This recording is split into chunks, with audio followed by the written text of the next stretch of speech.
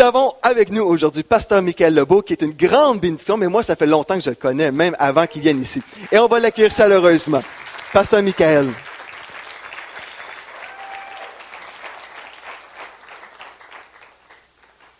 Donc, je vais vous inviter juste à étendre vos mains, Pasteur Michael.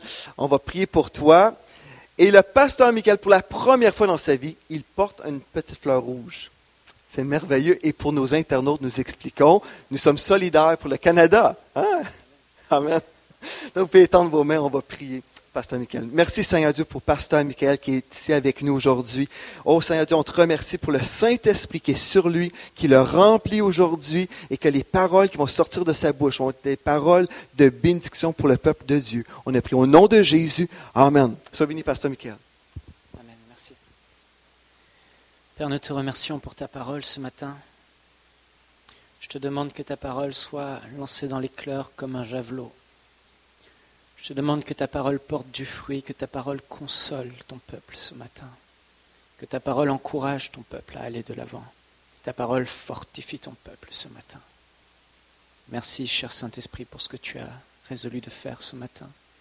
Je mets toute ma confiance en toi. Merci pour tous ceux qui sont sur Internet et qui nous suivent également. Bénis-les, Père. Fais-leur du bien par ta parole, dans le nom précieux de Jésus. Amen. Vous êtes en forme? Ce matin, on va parler de foi. On reste dans la foi. Le Saint-Esprit veut qu'on reste dans la foi. Depuis déjà plusieurs semaines, le Saint-Esprit a conduit le pasteur Joël à nous parler de la foi. Pour le Saint-Esprit, ça semble être très important, la foi. Et nous avons vu ce qu'est la foi. Nous avons vu que la foi est une ferme assurance des choses qu'on espère, une démonstration de celles qu'on ne voit pas. Nous avons vu dans Marc 11, 24, chaque dimanche le pasteur l'a lu. Lorsque vous demandez quelque chose au Père en priant, croyez que vous l'avez reçu et cela vous sera accordé. En fait, la foi, c'est ce que Dieu a donné à l'homme, ce qui est en l'homme depuis sa naissance. Cette faculté qu'il a de faire confiance à Dieu pour que celui qui a promis, qui a fait des promesses, c'est-à-dire Dieu, puisse réaliser ses promesses dans notre vie. La foi est la seule arme, le seul moyen que nous disposions, que les chrétiens, que le peuple de Dieu dispose pour pouvoir amener les promesses que Dieu nous a faites à la manifestation et à la réalité dans notre vie. La foi est le seul moyen que nous avons. Il n'y en a pas d'autre. Les larmes ne fonctionnent pas. Les cris ne fonctionnent pas. L'argent ne fonctionne pas. Rien ne fonctionne si ce n'est la foi. Autrement dit, la Bible contient plus de 1000 promesses. Et la plupart de ces promesses, la grande majorité de ces promesses, sont destinées à l'Église de Jésus-Christ, c'est-à-dire à vous et à moi. Chacune de ces promesses que Dieu nous a faites a la capacité de résoudre les problèmes de notre vie. Dieu a fait tant de promesses dans sa parole pour que nous puissions avoir l'exaucement à toutes nos prières. Pour que nous puissions sortir de nos problèmes, sortir de nos difficultés et être vainqueurs dans l'épreuve. Il y a une promesse pour chaque domaine de votre vie, pour chaque épreuve de votre vie. Mais ce que le Saint-Esprit dit, c'est « ayez foi en Dieu ». Autrement dit, ne doutez pas. La foi, c'est croire sans douter. C'est être convaincu que celui qui m'a fait la promesse va l'accomplir dans ma vie. Pour ceux qui ont du mal à comprendre, c'est très simple. Vous connaissez peut-être cette histoire de l'enfant. Son père lui a promis de l'amener au cirque. Son père, un jour, c'est un jeune enfant, il lui promet, mon fils, je vais t'amener au cirque. Il habitait dans un petit village et il y avait un cirque qui était là pendant une semaine. Et l'enfant était tellement tellement content lorsque son père lui a fait cette promesse. Il est allé à l'école dès le lendemain. Il était tellement joyeux, tellement excité. Il était dans l'expectative. Il savait qu'il allait aller au cirque. Pourquoi ? Parce que son père lui avait promis qu'il allait aller au cirque. Et il connaissait son père. Il savait que son père était un homme de parole. Il savait aussi que son père avait les moyens financiers de pouvoir payer le ticket et de l'amener au cirque. Il savait que son père avait le temps nécessaire et l'amour nécessaire pour l'amener au cirque. Alors dès que son père lui a fait la promesse, pour le jeune enfant, c'était acquis. Il savait qu'il savait et il pouvait se réjouir parce qu'il savait qu'il avait déjà sa place au cirque. Il savait qu'il allait aller au cirque. Vous comprenez ? Pourtant, il n'était pas encore au cirque. Pourtant, son père ne l'avait pas encore amené. Mais à l'école, ses copains disaient « Mais pourquoi t'es joyeux ?»« Parce que je vais au cirque !» Et il était content. Il se réjouissait. Il ne doutait pas. Il savait qu'il allait aller au cirque.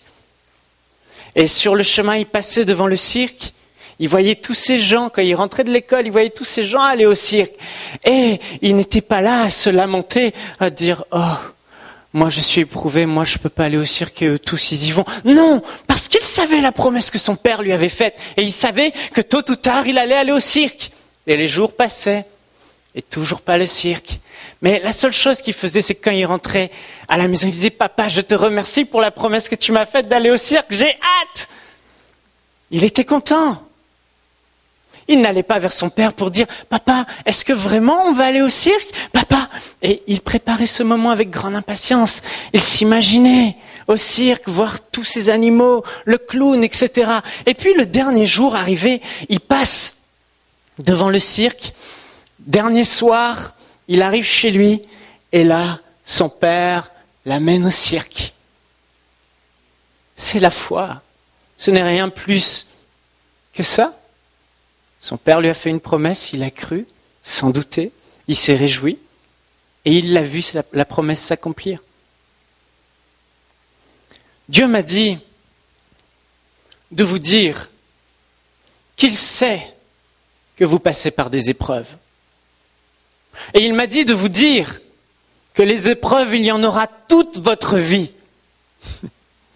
C'est pour la vie, les épreuves, jusqu'à ce que Jésus revienne. Ne vous attendez pas à ne plus avoir d'épreuves.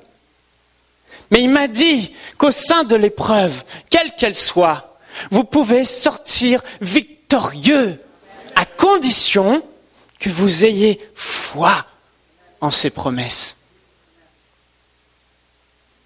Nous traversons tous des épreuves difficiles. Certains plus difficiles que d'autres. Peut-être que certains d'entre vous, vous traversez une grosse épreuve de maladie. Mais Dieu m'a dit de vous dire qu'il a entendu lorsque vous avez prié. Il vous entend quand vous criez à lui. Certains d'entre vous, vous passez par des épreuves financières depuis des années, vous avez des dettes, et vous restez dans ces dettes et c'est difficile. Certains d'entre vous, vous avez perdu des personnes que vous aimez et la douleur est ancrée en vous et elle ne veut pas partir. Certains d'entre vous, depuis plusieurs années, vous souffrez de dépression. Certains d'entre vous, vous avez de la peine et vous souffrez de solitude chez vous. Et le soir, vous pleurez. Dieu m'a dit de vous dire qu'il vous entend. Chaque fois que vous priez au nom de Jésus, Dieu vous entend. Il a entendu vos prières.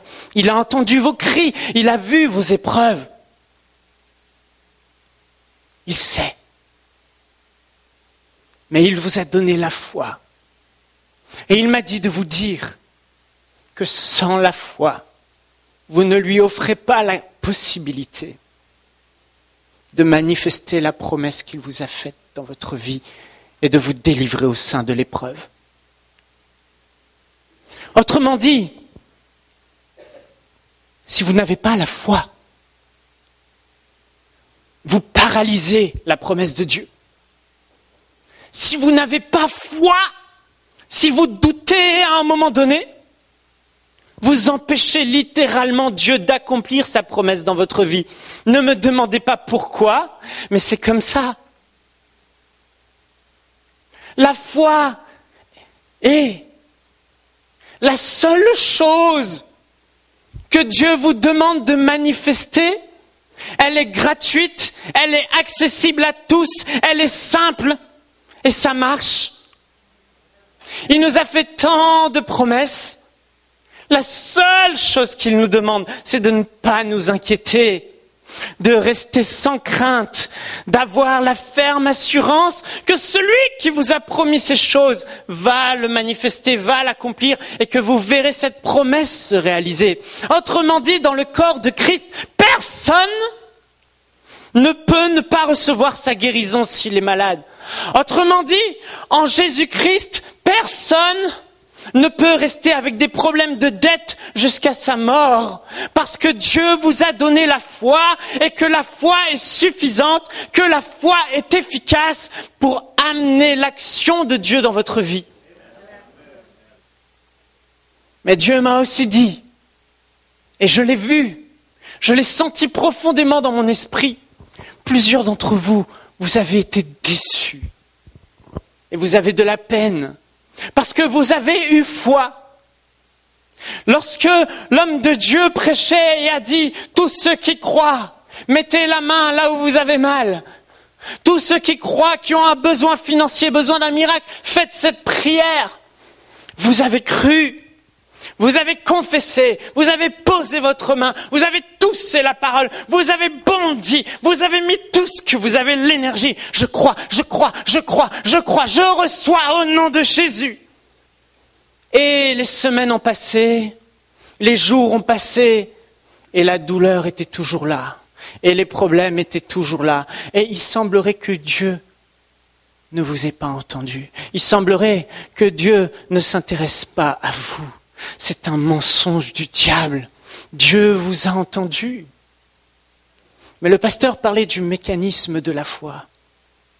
Aujourd'hui, écoutez bien cela. La foi. Dieu a promis qu'avec la foi, les promesses se réaliseraient, le miracle viendrait, le surnaturel s'accomplirait. Mais Dieu n'a jamais dit quand. Je répète. Dieu a promis que celui qui croit et qui ne doute pas, tout ce qu'il demande lui sera accordé. Mais il n'a jamais dit quand.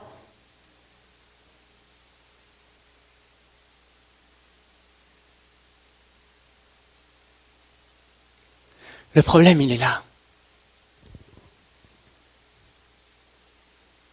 Dieu t'a fait une promesse. Tu as cru. Tu as confessé. Mais tu n'as pas persévéré dans la foi. Parce que tu as vu les symptômes venir. Parce que tu as vu ta situation s'empirer. Parce que les choses ne semblaient pas changer. Alors tu as douté. Vous savez, c'est comme Pierre. Pierre, Dieu lui a fait une promesse, il a commencé, il a cru, il a marché sur l'eau, puis à un moment donné, il a regardé aux circonstances, il a vu les circonstances et boum, il est tombé dans l'eau. Jésus lui a dit, pourquoi as-tu douté? Et souvent nous croyons, nous confessons, nous déclarons, mais ce qui se passe, c'est que nous avons l'impression que dans le naturel, rien ne se produit. Ma situation est la même. Le mécanisme de la foi, vous devez le comprendre. Dieu n'a pas dit que lorsque vous croirez à l'instant T, à la minute T, à la seconde T, où vous direz je crois, et où vous croyez dans votre cœur, le miracle s'accomplirait. Mais Dieu a promis une chose, il a dit que la foi n'échoue jamais. Il n'a pas dit quand, mais il a dit que celui qui est ferme dans la foi, celui qui demeure dans la foi, tôt ou tard, au moment appointé, son miracle se produira. La promesse se réalisera dans sa vie. Et plusieurs d'entre vous, vous avez été attristés. Vous avez eu mal. Vous n'avez pas compris pourquoi Dieu n'a pas répondu. Pourquoi les choses n'ont pas changé. Et ça vous a fait de la peine. Dieu aimerait vous consoler ce matin et vous dire que la foi, ce n'est pas pour un instant T. La foi, c'est une attitude dans le temps, jour après jour, mois après mois, année après année. Vous restez ferme. Hébreux chapitre 6, verset 12. En sorte que vous ne soyez pas nonchalants, mais que vous imitiez ceux qui, par la foi et l'attente patiente, reçoivent l'héritage promis. La Bible dit, en sorte que vous ne soyez pas nonchalants, mais que vous imitiez ceux qui, par la foi et l'attente patiente, reçoivent l'héritage promis. Le mot grec pour patience, attente patiente ici, le mot grec peut être interprété aussi par persévérance.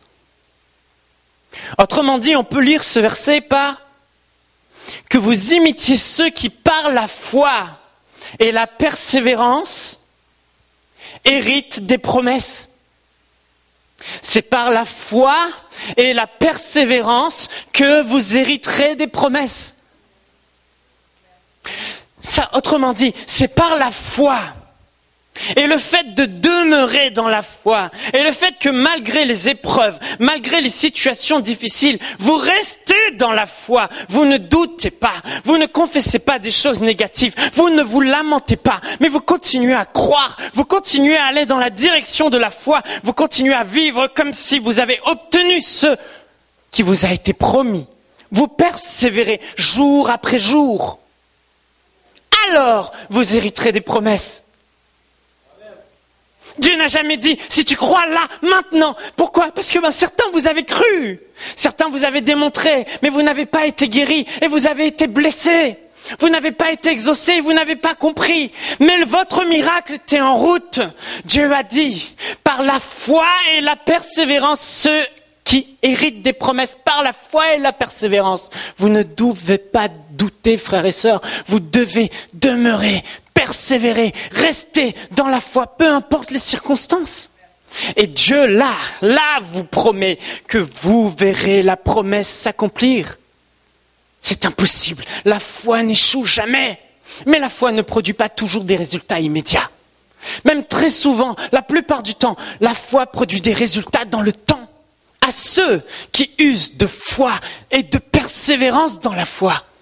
Alors sois consolé et aujourd'hui décide au nom de Jésus d'être un homme qui demeure dans la foi, peu importe les circonstances, peu importe les situations. Et je te dis, il est impossible que Dieu mente.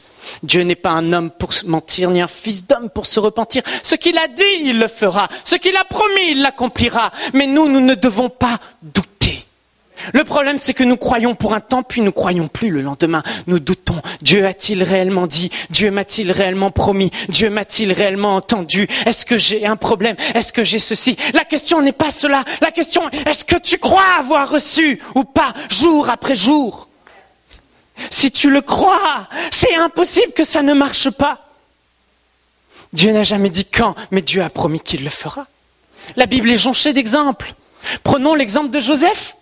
Joseph, Dieu lui a fait une promesse, il a eu une vision, n'est-ce pas? Il a vu qu'il serait élevé au-dessus de ses frères, etc. Il savait qu'il savait, et depuis son plus jeune âge, il en parlait, n'est-ce pas? La promesse était là. Et Joseph a cru. La preuve, il en a parlé. Il a cru. Mais qu'est-ce qui s'est passé? Les épreuves de la vie. Et il y en a un qui s'appelle le diable, qui va toujours confronter les promesses de Dieu dans votre vie. Il va toujours faire en sorte que vous perdiez la foi, que vous doutiez, en vous rappelant, tu vois. Et Joseph, alors qu'il devait être élevé, se retrouve dans une épreuve où la situation le décrit exactement l'inverse. Il se retrouve au fond d'une citerne, jeté par ses frères. Imaginez la dépression qui aurait pu gagner son cœur. Imaginez le doute, le rejet qu'il a pu subir dans cette citerne. Mais Joseph était un homme de foi.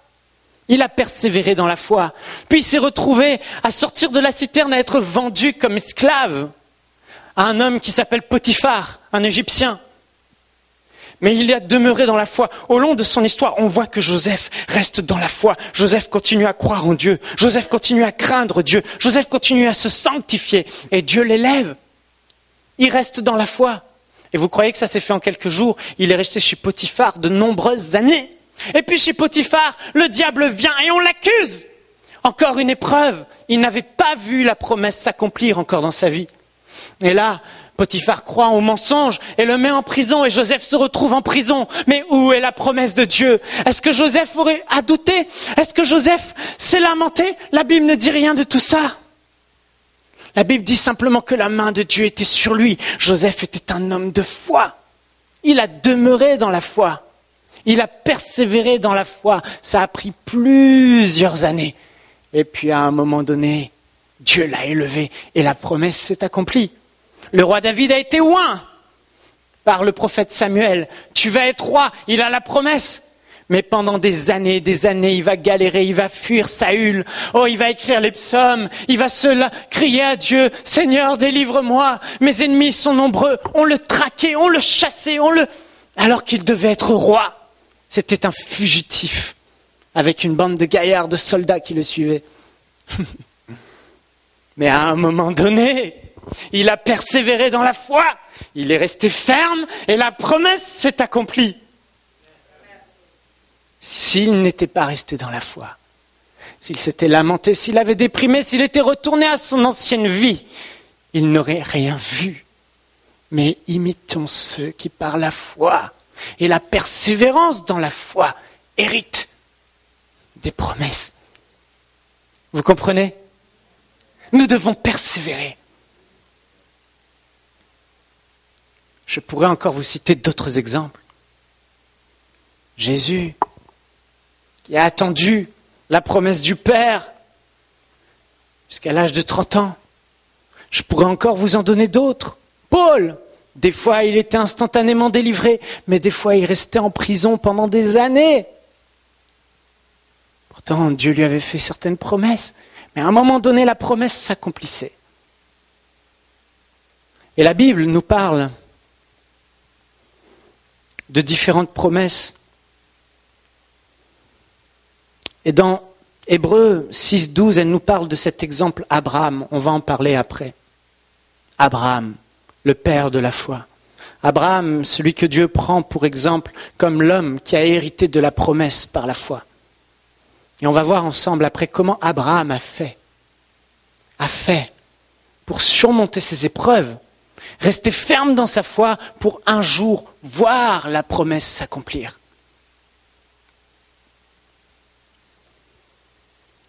J'ai entendu un jour un prédicateur raconter l'histoire de sa fille qui très tôt, lorsqu'elle était bébé, elle a fait un accident de voiture.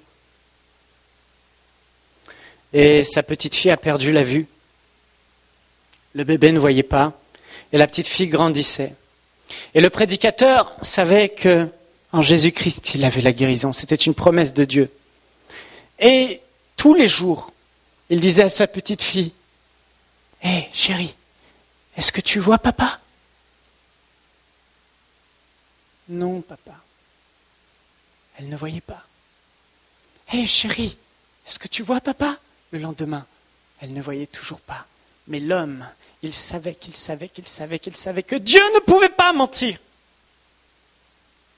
Alors jour après jour, mois après mois, « Hé, chérie, est-ce que tu peux voir papa ?»« Non, papa. » Et l'homme se fortifiait dans la foi. Je sais que si je reste dans la foi, ma fille verra.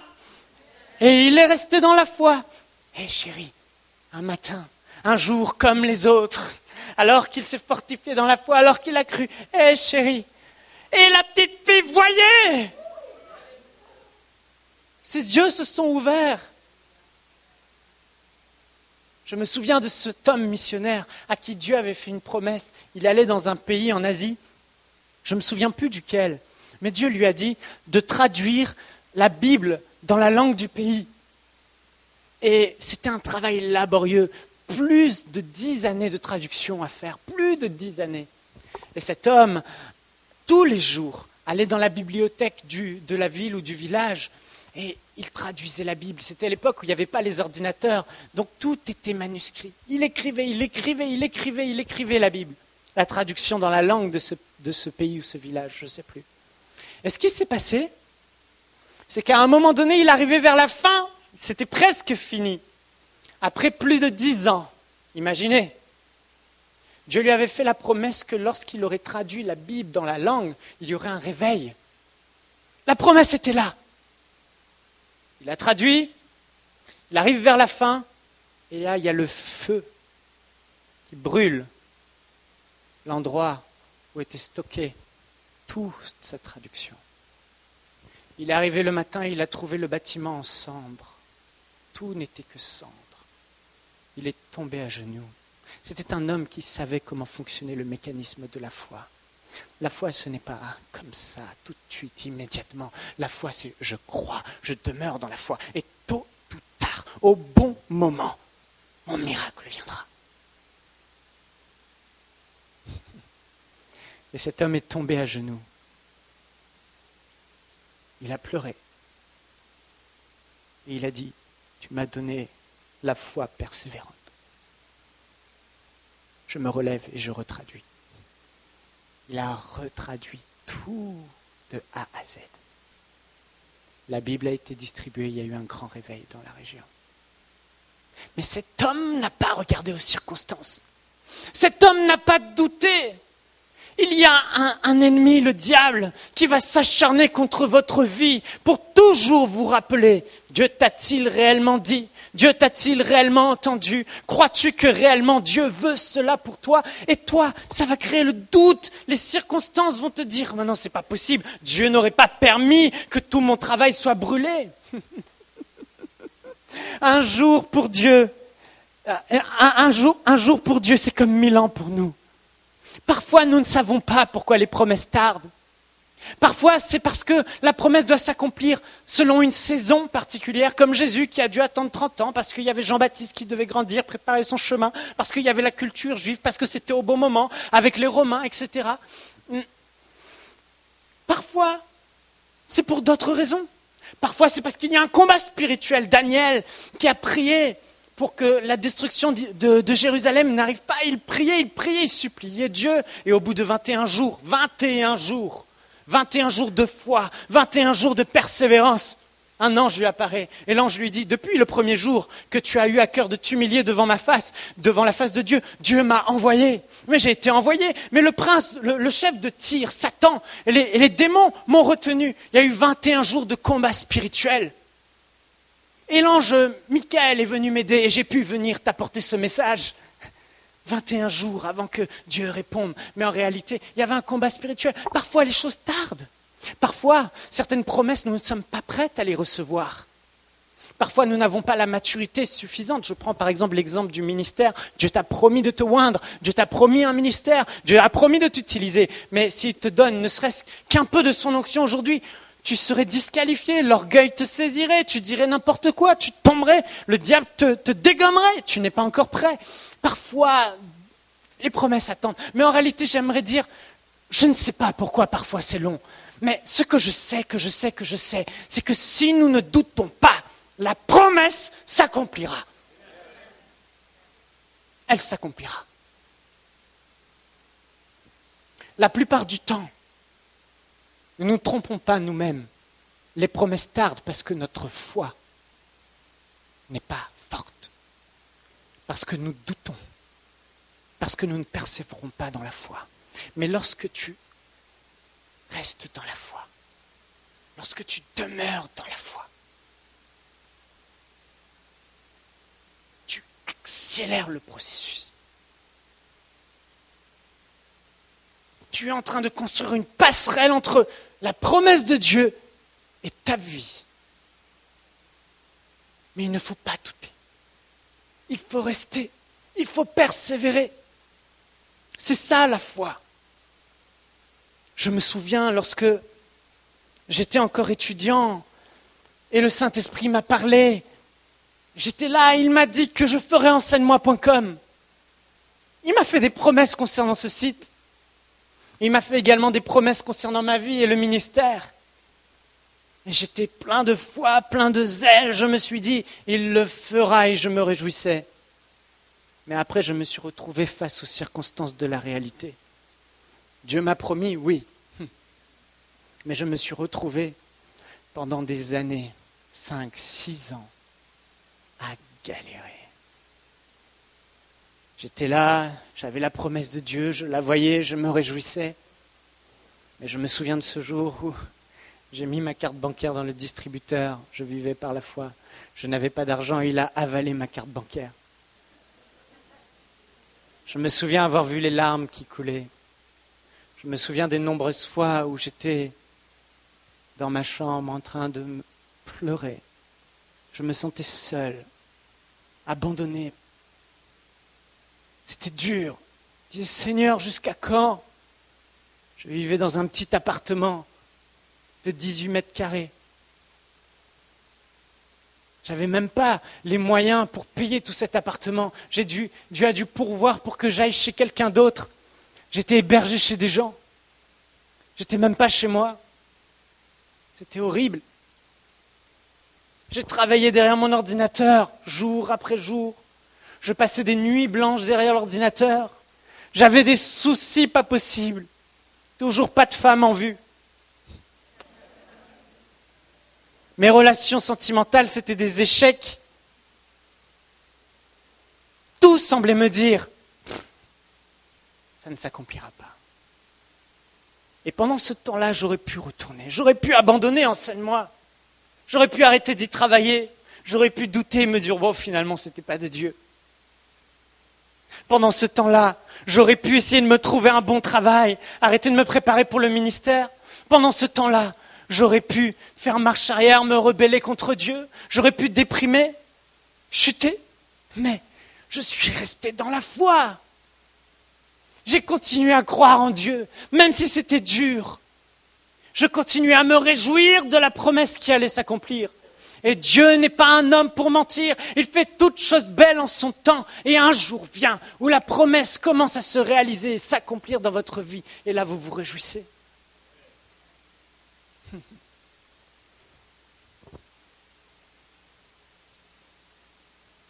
La Bible dit dans Hébreux 6, verset 13, juste après ce qu'on a lu tout à l'heure. En effet, comme Dieu, en faisant la promesse à Abraham, ne pouvait jurer par un plus grand que lui, il jura par lui-même, en disant, certainement, je te comblerai, assurément, je te comblerai de bénédictions. Je multiplierai ta descendance. Et c'est vrai qu'après avoir patiemment attendu, Abraham obtint ce qui lui avait été promis. Et c'est ainsi qu'après avoir patiemment attendu, c'est explicite par la foi, il a attendu. Il aurait pu retourner en arrière, mais il a continué à avancer avec Dieu, il a continué à croire. Et Abraham obtint ce qui lui avait été promis.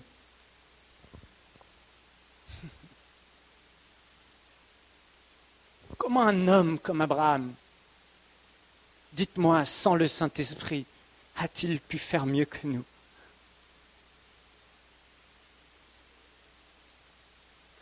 Abraham n'avait pas l'Esprit de Dieu en lui, mais la Bible rend de lui ce témoignage qu'il est le père de la foi. Il était agréable à Dieu, qu'il a eu une telle foi, il a manifesté, il a utilisé la loi de la foi, qu'il a justifié devant Dieu. Il a été déclaré juste aux yeux de Dieu à cause de sa confiance inébranlable en celui qui lui a fait la promesse. Quelle promesse Dieu lui a faite? Dans Genèse 15:5, Dieu lui dit « Contemple donc le ciel et compte les étoiles, si tu peux les compter. » Il ajouta « Telle sera ta descendance. » Il dit à Abraham « Regarde le ciel, si tu peux compter, telle sera ta descendance. » Il y avait beaucoup d'étoiles, il ne pouvait même pas les compter tellement il y en avait. En gros, il ne peut pas avoir d'enfant, il n'a même pas d'enfant. Et Dieu lui dit, je te donnerai une descendance innombrable. Puis, au chapitre 22, 16, il dit, et toutes les nations de la terre seront bénies en ta descendance. Toutes les nations de la terre seront bénies en ta descendance.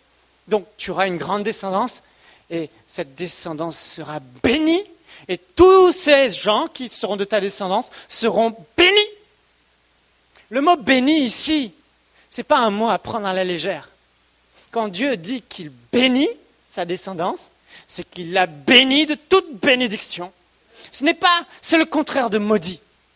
Maudit, c'est le péché, la mort, la pauvreté, la maladie. Béni, c'est la santé en abondance, la vie éternelle, la provision, la prospérité. En gros, Dieu lui fait la promesse. Et Abraham, je rendrai ton nom grand, telle sera ta descendance innombrable, et je la bénirai. Waouh, quelle promesse Abraham avait! Comment cet homme qui a reçu sa promesse à l'âge de 75 ans, pendant 25 ans, il n'a même pas eu un descendant, même pas un petit bébé. Pendant 25 ans, et à 75 ans, quand Dieu lui a parlé, Dieu s'est assuré qu'il parte. Il lui a dit « pars !» Et Abraham n'est jamais revenu de là où il a quitté. C'est pour nous montrer qu'Abraham a continué à croire en Dieu malgré toutes ces années. La Bible dit dans Hébreux que s'il avait en vue une autre patrie, une autre promesse que celle que Dieu lui avait faite, il aurait retourné en arrière. Mais il est resté. Il a continué par la foi. Abraham est resté par la foi. Il n'a pas douté. Il s'est fortifié par la foi. Et Romains 4 dit à son sujet, Romains chapitre 4,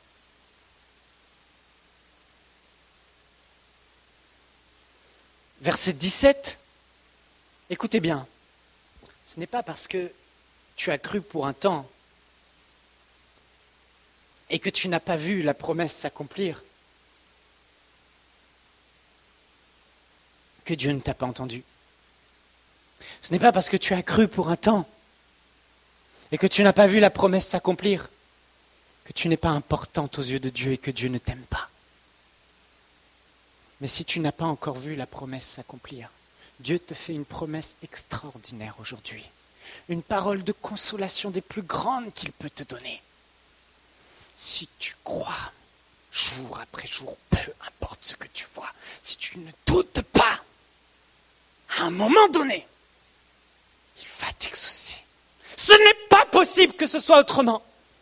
Et quand bien même tu mourrais, dans la foi en ayant cru, je t'assure au nom de Jésus que Dieu te ressuscitera d'entre les morts pour réaliser ta promesse. Parce que Dieu n'est pas un homme pour mentir. Ce qu'il promet, il l'accomplit. Mais juste ta foi. Ne doute pas. Abraham n'a pas douté, c'est pourquoi il est écrit à son sujet dans Romains 4, 17, « Je t'établis père d'un grand nombre de nations. Il est notre père à tous devant Dieu en qui il a cru. » Qui donne la vie aux morts et appelle à l'existence ce qui n'existe pas. Espérant, verset 18, contre toute espérance, il crut et devint ainsi père d'un grand nombre de nations. Selon qu'il avait été dit, telle sera ta descendance. Verset 19, et sans faiblir dans la foi, il ne considéra pas son corps presque mourant, puisqu'il avait près de 100 ans lorsque la promesse s'est accomplie. Et le sein maternel de Sarah était déjà atteint par la mort. Mais face à la promesse de Dieu, il ne douta point par incrédulité, mais fortifié par la foi, il donna gloire à Dieu, pleinement convaincu de ceci, ce que Dieu a promis, il a aussi la puissance de l'accomplir. Mais face à la promesse de Dieu, il ne douta point par incrédulité, mais fortifié par la foi, il donna gloire à Dieu, pleinement convaincu que tôt ou tard, entre parenthèses, que tôt ou tard, Dieu, ce qu'il a promis, il a aussi la puissance de l'accomplir. Et Abraham a vu un jour son fils Isaac naître d'une femme qui était stérile et d'un homme dont le corps était usé. C'était un miracle, c'était impossible, mais Dieu l'a fait. Pourquoi Dieu a entendu? Je ne sais pas. Mais ce qui importe, c'est que sa promesse s'accomplisse. Et que son nom soit glorifié dans ta vie. Et que tu jouisses de la vie en Jésus-Christ. et que ces promesses qu'il a en réserve pour toi soient manifestées pleinement. Mais c'est possible. Mais reste dans la foi, mon frère, ma sœur. Reste. Crois jour après jour, et tu te lèveras un matin, et ton soleil se lèvera avec toi, et ton miracle frappera à ta porte, et tu te réjouiras. Tout est possible à celui qui croit. Comment Abraham a-t-il fait ?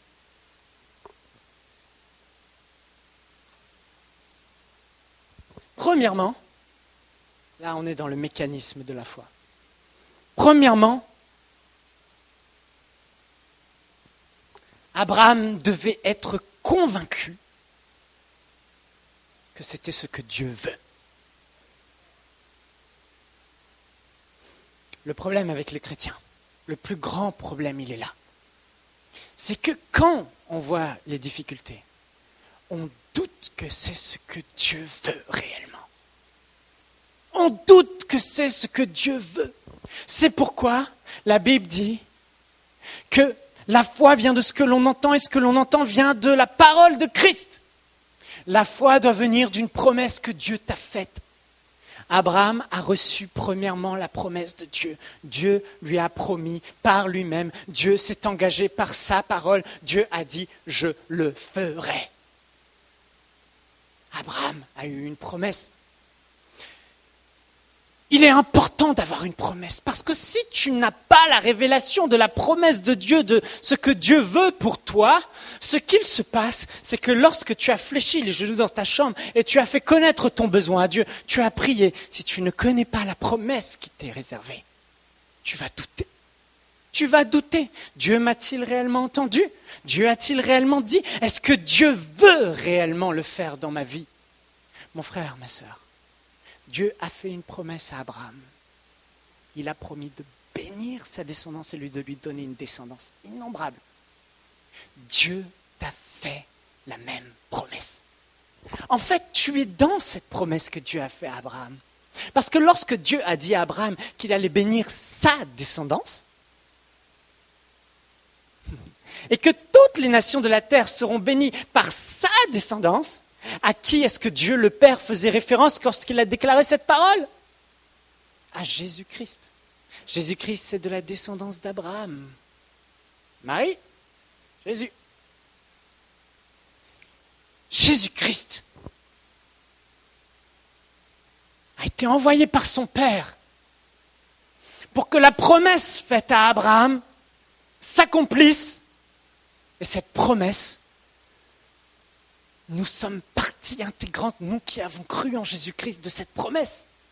Et tout l'héritage de cette promesse, bénédiction dont Dieu a parlé à Abraham, nous l'avons et c'est notre héritage parce que nous sommes de cette descendance par la foi.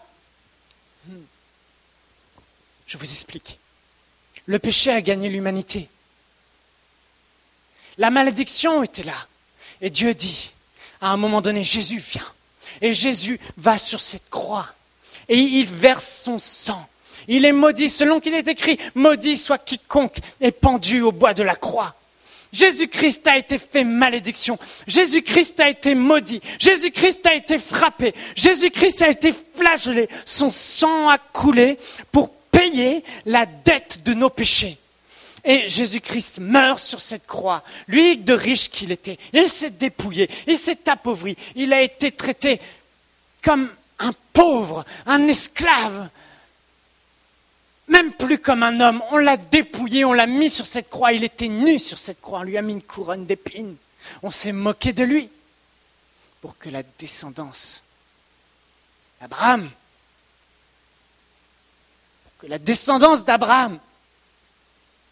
n'ait plus à subir la malédiction, n'ait plus à subir le péché, n'ait plus à subir la maladie, n'ait plus à subir la pauvreté.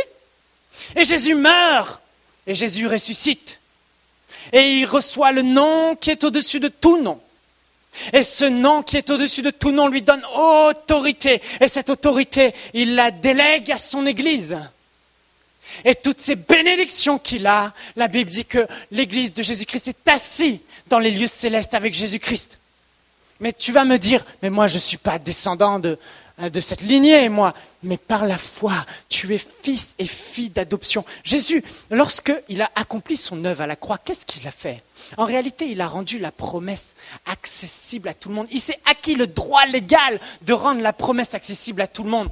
Nous qui étions pécheurs, nous qui méritions la mort, nous qui méritions la maladie, nous qui méritions d'être loin de Dieu et séparés, de ne pas avoir de Père céleste. Il l'a frappé, Jésus. Lui a subi cette conséquence. Et Jésus était empressé lorsqu'il est ressuscité entre les morts. Il a dit, les 12, venez, allez partout leur monde, allez leur dire la bonne nouvelle. Quelle bonne nouvelle! Cette promesse qui a été faite à Abraham, elle est aussi pour vous, les héritiers, par la foi. Si vous croyez en Jésus-Christ, si vous mettez votre confiance en Jésus-Christ, quiconque invoquera le nom de Jésus-Christ recevra le pardon de ses péchés. Et la bonne nouvelle, c'est que le Saint-Esprit vient habiter en vous. Il recrée votre esprit et vous devenez fils de Dieu, fils et filles de Dieu. Vous avez part à cet héritage. L'héritage est pour vous. Mon frère, ma sœur, tu as un père. Tu n'as pas besoin que Dieu te dise « Je veux que tu sois guéri, je veux que tu sois en bonne santé, je veux que tu sois non pas dépressif, je veux que tu sois prospère, je veux que tu sois heureuse et épanouie, je veux que tu aies des enfants, je veux que tu aies un bon travail, je veux que tu aies tous tes besoins pourvus. » Parce qu'il a dit « Je suis votre Père !» Il est notre Père à tous. Nous avons un Père céleste. Vous n'avez pas besoin de plus grandes promesses. En Jésus-Christ, nous sommes bénis de toute bénédiction. Ça veut dire quoi? Ça veut dire que quel que soit ton besoin, Dieu te fait la promesse en Jésus-Christ. Il te l'a fait. Il l'a fait à Abraham. Il l'a fait en Jésus-Christ. Tu dois voir cette promesse s'accomplir. Il faut que ça descende dans ton cœur. Dieu te l'a promis. Il t'a promis. Jésus-Christ, la mort de Christ et sa résurrection, le testament qu'il t'a laissé et la promesse qu'il t'a laissée. Tu as un Père céleste. Il t'aime. Il se soucie de toi. Il compte les cheveux qui sont sur ta tête. Alors pourquoi doutes-tu encore? Il a dit à ses disciples, tous ceux que vous demanderez au Père en mon nom, il vous l'accordera. La Bible dit dans Jean 16, 23, en ce jour-là, vous m'interrogerez plus sur rien. En vérité, je vous le dis, ce que vous demanderez au Père en mon nom, il vous le donnera. 1 Jean 5, 14, 15 dit, voici l'assurance que nous avons auprès de lui. Si nous demandons quelque chose selon sa volonté, il nous écoute. Et si nous savons qu'il nous écoute, quoi que ce soit que nous demandions, nous savons que nous possédons ce que nous lui avons demandé. Quoi que ce soit que nous lui demandons, si nous savons qu'il nous écoute, et il nous écoute si nous lui demandons au nom de Jésus selon sa volonté. Nous savons que nous l'avons déjà. Les apôtres à l'époque savaient une chose. Ils savaient leur héritage. Ils savaient qu'ils avaient un Père céleste. Ils savaient qu'ils avaient toutes sortes de bénédictions dans les lieux célestes pour eux. Et ils savaient que dès lors qu'ils demandaient quelque chose qui était dans cette promesse, selon la volonté de Dieu, Dieu leur accorde. Et Dieu veut que tu sois heureux. Dieu veut que tu jouisses de la vie. Dieu veut que toutes ces promesses qu'il a en réserve pour toi, il te les donne. Tu n'as pas besoin d'entendre Dieu te dire « je le veux ». Il le veut, c'est ton papa, il t'aime. Il a envoyé Jésus-Christ, la personne la plus importante pour lui, son fils unique. Il l'a frappé et humilié à la croix pour que tu aies part à cet héritage. Oh, on commettrait une grande erreur en croyant simplement que le sacrifice de Jésus-Christ à la croix, c'est juste pour nous accorder la vie éternelle. Non, on commettrait une grande erreur. Toutes les nations de la terre seront bénies en toi. La bénédiction et la plénitude de la bénédiction, Dieu te l'a promis. Il te l'a promis.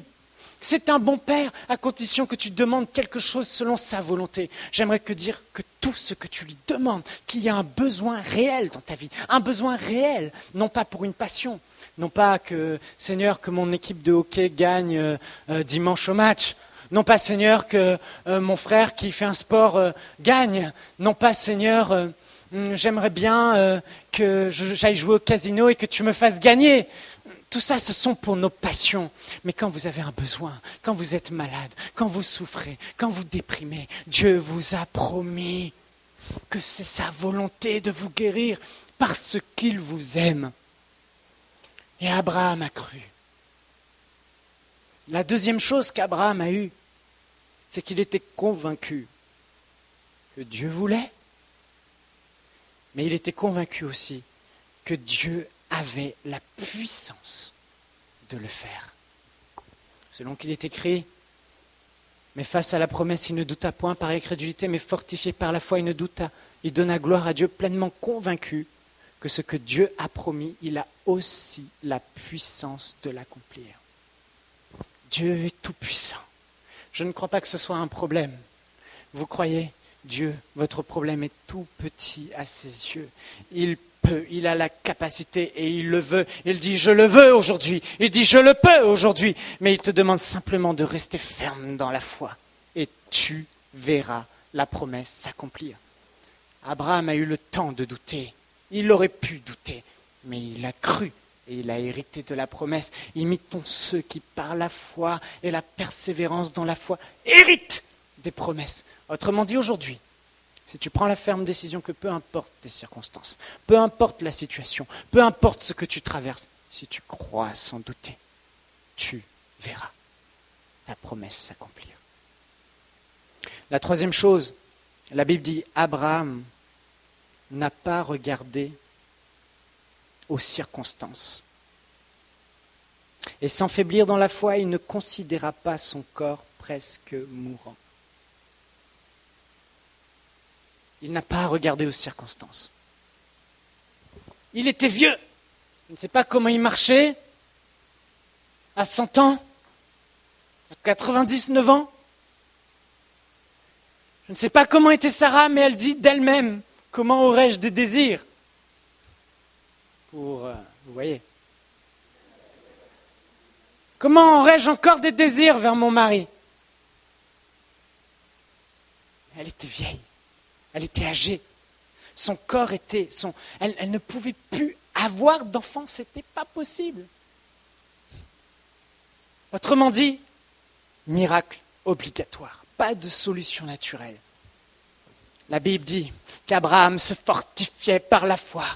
Il fixait ses regards non sur les circonstances, mais sur celui qui a fait la promesse et sur la promesse. Et il se disait, celui qui m'a fait la promesse est juste et fidèle. Il ne ment pas. Ce qu'il a dit, il va le faire. Et il a la puissance de le faire. Il va le faire. Je ne sais pas comment. Sarah, tu ne peux pas avoir d'enfant. C'est vrai. Tu n'as plus de désir. C'est vrai. Moi, je suis vieux. C'est impossible. Je ne sais pas comment il va le faire, mais il a promis, il va le faire. Et il a continué dans la foi. Il n'a pas regardé aux circonstances quand nous prions. Nous prions, Seigneur, je te demande un mari. Seigneur, je te demande une femme. Seigneur, je te demande de m'ôter ce problème que j'ai. Seigneur, je te demande de me guérir. Seigneur, je te demande de régler mes dettes. Et 2 semaines plus tard, les dettes sont là, les problèmes sont là, et on regarde aux circonstances et on va reprier la même prière. Seigneur, s'il te plaît, Seigneur, s'il te plaît, au nom de Jésus, on essaye d'autres formulations. Là, je vais me mettre plus dans la foi. Oh, rabababa. Vous parlez en langue. Oh, rabababa. Oh, rabba. Au nom de Jésus, circonstances, je déclare maintenant au nom puissant de Jésus parce qu'il a dit que je dirai à cette montagne, jette-toi dans la mer, alors problème, dette, au nom, dites pas ça pour le mari, hein, au nom de Jésus, va dans la mer. Et là, vous regardez, oh yes, en Jésus-Christ, je suis béni, et le problème est toujours là, oh, la douleur est toujours là. Et là, vous doutez, et vous recommencez la même prière. Le fait de prier, je vous assure, ça vous montre une chose, c'est que vous n'êtes pas dans la foi. La Bible dit qu'Abraham n'a pas prié, Seigneur, donne-moi ce fils. La Bible dit, il donna gloire à Dieu. Je vais vous te dire, la foi est une attitude. Lorsque tu as foi, tu pries une fois, tu t'enfermes dans ta chambre, tu déclares la chose. Père, merci, parce que en Jésus-Christ, tu m'as promis d'avoir ça. Voilà ma situation. Alors au nom de Jésus, accomplis ta promesse dans ma vie. Amen, c'est fait. Et vous croyez que vous l'avez reçu. Et vous le verrez s'accomplir. Mais il n'a pas dit quand. Alors vous marchez par la foi. Et les circonstances viennent. Et parfois votre foi, elle est trop faible. Elle est tellement faible et vous vous dites, mais comment faire pour développer ma foi? Me revoilà. Vous en avez encore pour 2 heures. Comment grandir dans la foi? Ok, la réalité, c'est qu'il nous manque de foi. Nous devons développer notre foi. En général, quand on a les épreuves, on a tendance à vouloir fuir l'épreuve. Pour aller s'enfermer, méditer la parole de Dieu, confesser les choses et revenir, booster, et là affronter l'épreuve. Mais c'est faux. La foi se fortifie par l'épreuve. Jacques dit que par les œuvres, la foi d'Abraham fut rendue parfaite. La foi d'Abraham s'est perfectionnée au fil du temps pendant son épreuve. Vous pouvez perfectionner votre foi pendant l'épreuve.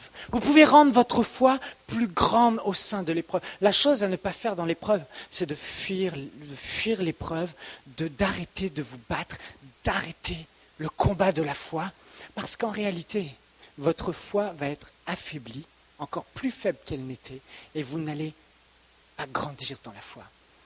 Jacques dit, écoutez bien, dans Jacques 1, mes frères, considérez les diverses épreuves auxquelles vous êtes exposés. Je vais le lire. Mes frères, considérez comme un sujet de joie complète. Jacques 1, 2 à 4. Mes frères, considérez comme un sujet de joie complète les diverses épreuves que vous pouvez rencontrer. Comment l'apôtre Jacques peut nous demander de considérer les épreuves comme une joie complète? Oh, le cancer! Oh, le joli cancer, je me réjouis, j'ai le cancer. Non. Oh, les dettes! Alléluia, j'ai des dettes.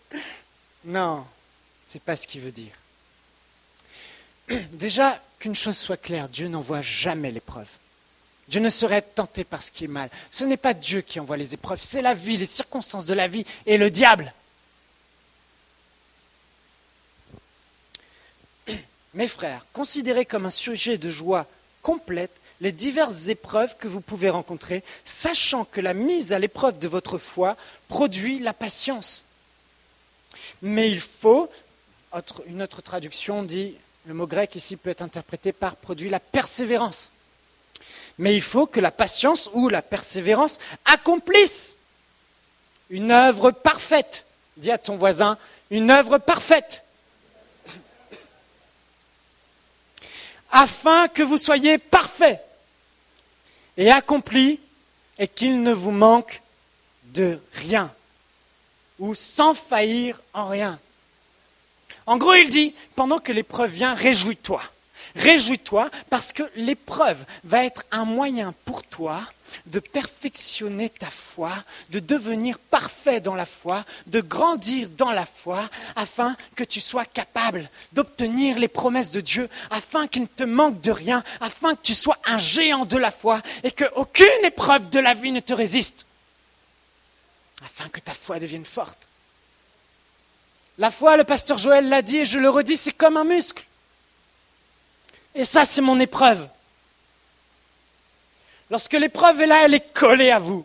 Que vous le vouliez ou pas, vous ne pouvez pas la décoller. L'épreuve est là. Elle est enracinée avec vous. Elle est lourde. Ceux qui ont une foi faible ne peuvent pas s'en débarrasser de l'épreuve. Elle est là. Ils vont marcher avec, bancal. Ils vont se lamenter, ils vont se plaindre, ils vont pleurer. C'est lourd, c'est difficile. Mais l'apôtre Jacques dit, considérez cette épreuve comme un sujet de joie complète, sachant que cette épreuve va vous faire persévérer dans la foi. Parce que chaque fois que vous persévérez face à l'épreuve qui vous tire vers le bas, la maladie, par les meurtrissures de Jésus, je suis guéri. Par les meurtrissures de Jésus, je suis guéri. Je refuse de regarder aux circonstances. Mais je regarde à celui qui m'a fait la promesse. Je regarde à Jésus-Christ. Et Jésus-Christ crucifié pour mes maladies. Alors, maladie, au nom de Jésus-Christ, je te chasse. Je ne suis pas malade. Je ne suis pas malade. Ma promesse est acquise. La guérison vient au nom de Jésus. Et vous vivez face à cette épreuve, vous lui résistez. Elle vous tire par le bas, mais avec la parole de Dieu, vous vous tirez vers le haut. Vous regardez aux promesses. Et qu'est-ce qui se passe? Qu'est-ce qui se passe? Jour après jour, mois après mois. Vous vous rendez compte que ça devient une formalité pour vous? Stéphane, viens s'il te plaît. Viens. Il faut que j'illustre bien, sinon. Après avoir résisté à l'épreuve, par la parole de Dieu, par la confession de la parole de Dieu, regardez. Oh, la foi a grossi. La foi a grossi. Oh, j'aimerais avoir une telle foi. Ouh. Merci. Comprenez bien cette illustration. Quand les vents soufflent, les situations semblent être déchaînées autour de votre vie. Les circonstances semblent vous dire le contraire de la promesse. Semblent vous dire, ça ne viendra pas, ça ne marche pas. Tu vois, quand tu fais face à cette circonstance jour après jour, et ça peut prendre des années, mais quand tu le fais, à chaque fois que tu le fais, que tu affrontes l'épreuve avec joie, viens, développe ma foi au nom de Jésus. Viens, et tu es là, tu te réjouis dans l'épreuve, tu prends la parole de Dieu et tu déclares ce que Christ a fait pour toi. Tu déclares ton héritage en Christ, tu marches par la foi, tu te réjouis. Au lieu de te lamenter, tu restes calme et tranquille, car c'est dans la tranquillité et le calme que sera votre force. Quand tu es calme et tranquille, tu as la foi, tu ne t'inquiètes pas. Tout autour de toi s'agite, mais toi, tu restes serein, fort, vaillant, dans la foi. Chaque fois que l'épreuve te pousse, toi, tu es là, tu avances. Elle te pousse, tu es là, tu avances. En réalité, tu es en train de booster ta foi. Tu es en train de développer ta foi. Et tu vas te rendre compte qu'au fil des mois, au fil des années, ta foi va grossir, jusqu'à déplacer des montagnes extraordinaires. Et alors, quand l'épreuve va venir, quand les difficultés vont venir, plus ta foi sera grande et développée, plus elles ne pourront pas résister. Les promesses de Dieu vont s'accomplir. Tu vas déclarer une chose en priant, la chose va s'accomplir. Vous voyez ce que je veux dire? La foi opère comme ça. J'ai fini. Abraham donna gloire à Dieu. Il donna gloire à Dieu. Lorsque vous avez prié, frères et sœurs, arrêtez de redemander la même chose à Dieu. Si vous avez la foi, votre attitude va respirer cette foi. Votre comportement au sein de l'épreuve va démontrer votre foi. Votre louange au sein de l'épreuve va démontrer votre foi. Et vous avancez jour après jour par la foi. Jour après jour par la foi. Mois après mois par la foi. Et vous vous réjouissez, vous savez pourquoi?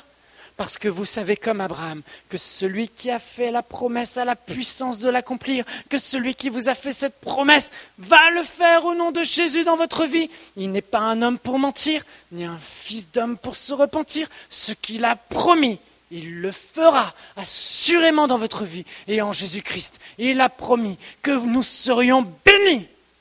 Alors nous ne pouvons pas tolérer dans notre vie les plaintes, les larmes, les lamentations, parce que nous sommes des gens de foi.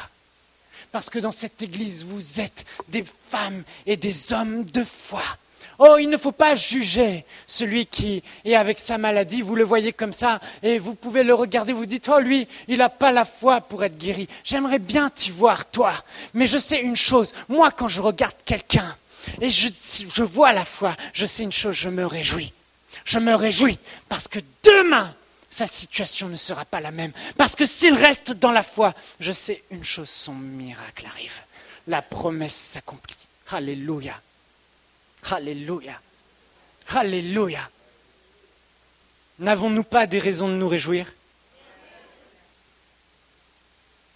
N'avons-nous pas de bonnes raisons de louer Dieu pour la foi? Sachant que tout ce que nous allons lui demander selon sa volonté, nous le possédons déjà par la foi. Dieu est un bon Père. Il vous aime plus que tout. Il a tout accompli pour que les promesses de Dieu soient manifestes aujourd'hui dans notre vie. Vous voulez votre miracle? Certains prédicateurs promettent des miracles en 24 heures. Dieu a promis que vous ne serez jamais déçus par la foi.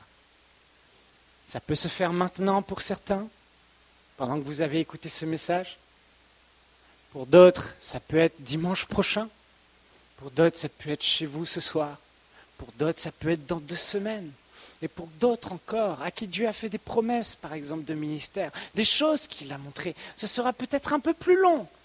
Mais imitons ceux qui, par la foi et la persévérance dans la foi, ou l'attente patiente dans la foi, finissent toujours par hériter des promesses. Vous le croyez? Alors on va prier, on va confesser, on va se lever dans la foi, mais pas comme d'habitude.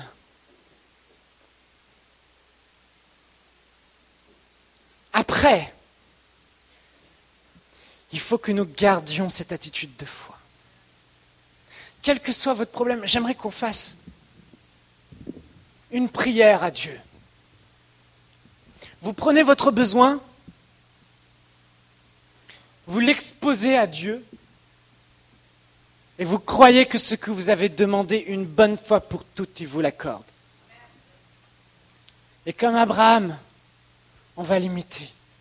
On ne va pas regarder aux circonstances, on ne va pas regarder aux situations de notre vie, mais on va se réjouir au sein de l'épreuve, sachant que l'épreuve va amener notre foi à se décupler.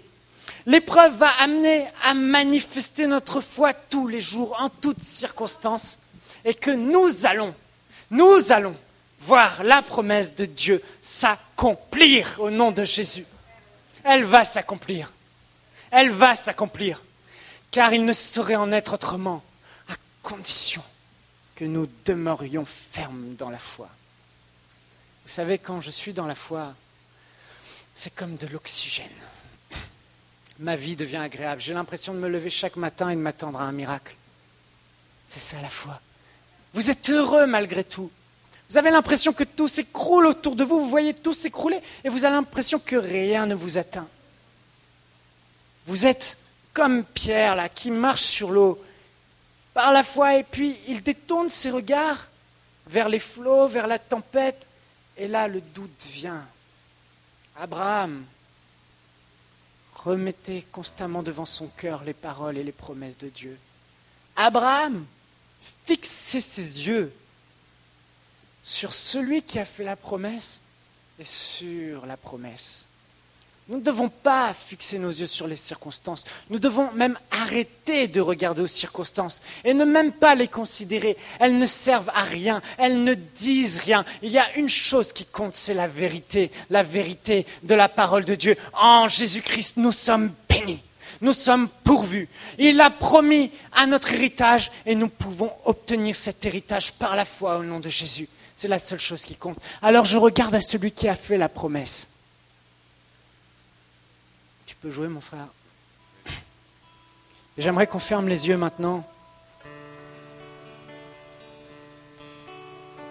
Dieu vous a fait des promesses spécifiques dans votre cœur. Des choses qu'il vous a promis et qui ne se sont pas encore accomplies. Pour l'instant, vous les voyez de loin. J'aimerais que vous regardiez à cette promesse maintenant. Regardez à cette promesse. Repassez-la dans votre cœur. Maintenant, voyez tous vos besoins. Vos besoins. Et pensez à la promesse que Dieu vous a faite en Jésus-Christ. Vous avez tout pleinement en lui. Pensez à sa promesse. Vous voyez cette circonstance, ce problème? Arrêtez de le regarder. Regardez à la solution et à la promesse que Dieu vous a faite. Maintenant même. Et maintenant, regardez également celui qui vous a fait cette promesse, Jésus-Christ, qui est la parole de Dieu.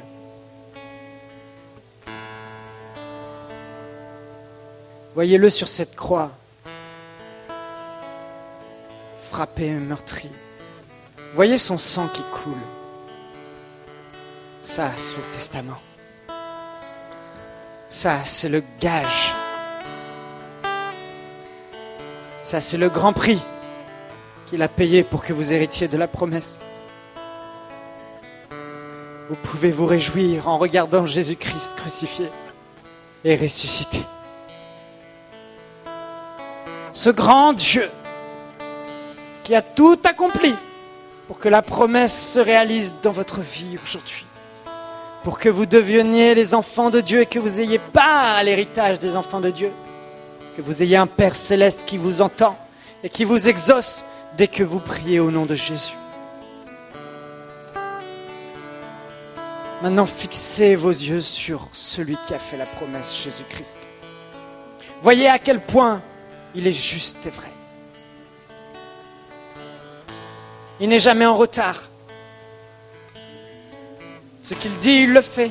Un jour, Marie a demandé à Jésus de venir prier pour son frère Lazare qui était mort, qui était malade. Et Jésus a tardé, il a pris 3 jours et Lazare est mort. Il est mort. Et quand Jésus est arrivé au bout de 3 jours, il croyait que c'était trop tard. Et il disait, il pleurait, Jésus, si seulement tu avais pu venir plus tôt, mon frère est mort. Il ne serait pas mort, tu l'aurais guéri. Mais Jésus-Christ est tout puissant. Et il ne vient jamais trop tard. Et même quand la situation semble être morte, il la redonne vie. Si Jésus a promis de venir, il viendra. Et il a promis de venir dans ta situation. Il a promis de t'exaucer dans ta situation. Et quand bien même tu pensais que c'était trop tard, il va ressusciter. Ta promesse, elle va s'accomplir dans ta vie au nom de Jésus. Mais il te demande de croire en lui, de lui faire confiance, car c'est la passerelle que tu mets entre lui et toi, entre la promesse et toi. C'est la main invisible qui fait que tu lambano, tu te saisis de cette promesse. Au nom de Jésus. Alors maintenant, frères et sœurs, on va prier. Et on va déclarer au nom de Jésus tous ensemble à haute voix. On va demander à Dieu, une bonne fois pour toutes, que ce problème dans votre vie qui vous ronge soit réglé. Que vous ayez part à cet héritage merveilleux en Jésus-Christ. Et nous allons rester dans la foi et nous réjouir pour ce qu'il a fait, que vous le voyez ou pas, que vous le sentiez ou pas. Vous vous réjouissez et vous donnez gloire à Dieu par la foi et vous le verrez s'accomplir. Alors Père, nous venons devant toi au nom de Jésus maintenant. Et nous te demandons, priez frères et sœurs, nous te demandons maintenant de pourvoir selon ta promesse en Jésus-Christ à tous nos besoins. Je déclare au nom puissant de Jésus-Christ que ces dettes sont réglées maintenant au nom de Jésus. Je déclare que ta promesse s'accomplit. Tu es fidèle. Ce que tu as promis, tu l'accomplis. Je déclare que cette peine qui est dans cette personne, cette douleur qui est dans mon frère, ma sœur, cette douleur qui est sur ce frère sur Internet, au nom de Jésus-Christ, par les meurtrissures de Jésus-Christ, vous avez été guéris. Je m'approprie cette promesse et je me réjouis maintenant au nom de Jésus parce que tu le fais. Alléluia. Alléluia. Père, nous te remercions parce que tu pourvois pleinement à tous nos besoins. Oh, nous avons des raisons de nous réjouir et nous nous réjouissons maintenant parce que nous possédons ce que nous avons demandé, parce que nous croyons que nous avons reçu par la foi et que tu as la puissance d'accomplir ce que tu as promis. Alléluia. Alléluia.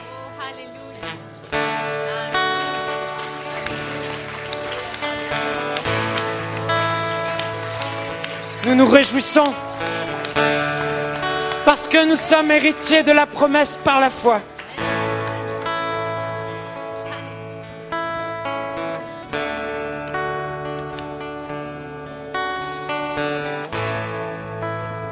Gloire à Dieu. Amen. Pasteur Michael vient de dire, on se réjouit. Êtes-vous prêts à vous réjouir? Savez-vous, la foi c'est maintenant. C'est parce qu'il y a un moment où on saisit. Hein, le moment où on a l'ambano, on l'a pris, c'est maintenant. La foi, c'est maintenant. Mais même si ça ne se manifeste pas maintenant, on croit maintenant. À partir de maintenant, je crois jusqu'à temps que je le vois, jusqu'à temps que je le reçoive. Comprenez-vous? C'est excellent. Parce que des fois, justement, comme Pasteur Michael disait, des fois, on le saisit, ou on pense qu'on le saisit, puis après, on ne le voit pas 2 minutes plus tard, puis on dit, bon, j'ai rien reçu, puis là, après, on annule. Puis après, on oublie. Ah, mais c'est bon, hein? Il faut persévérer toujours. Amen. Toujours. Alléluia. Amen. Gloire à Dieu. Est-ce que je peux rajouter un verset? Moi, il y avait un verset qui me bénissait pendant que le pasteur prêchait. C'est pas que j'ai besoin de prêcher. Je veux juste vous le lire parce que je l'aime bien. Galates 3:13, ça dit, Christ nous a rachetés de la malédiction de la loi, devenue malédiction pour nous, car il est écrit, maudit quiconque est pendu au bois, afin que la bénédiction d'Abraham ait pour les païens son accomplissement en Jésus-Christ. C'est pour quelque chose. Et que nous recevions par la foi l'Esprit qui avait été promis. Moi, j'aime ça. Gloire à Dieu. Ça veut dire que je suis béni. C'est ça que ça veut dire. Amen. Donc, on va louer le Seigneur, puis on va se réjouir, puis on va remercier comme Abraham a fait. Il louait le Seigneur, puis il remerciait pour la provision, pour la promesse. Et c'est justement ce qu'on va faire. On va continuer à louer le Seigneur et se réjouir jusqu'à ce qu'on voit la manifestation au nom de Jésus. Oh Seigneur Dieu, nous bénissons ton nom ce matin. Nous te remercions, Seigneur Dieu, pour tes promesses. Merci, Seigneur Dieu, pour ce message qui nous a encouragés dans la foi. Nous allons persévérer à croire. Nous allons continuer à croire, Seigneur Dieu, jour après jour, jusqu'à ce que nous voyions la pleine manifestation.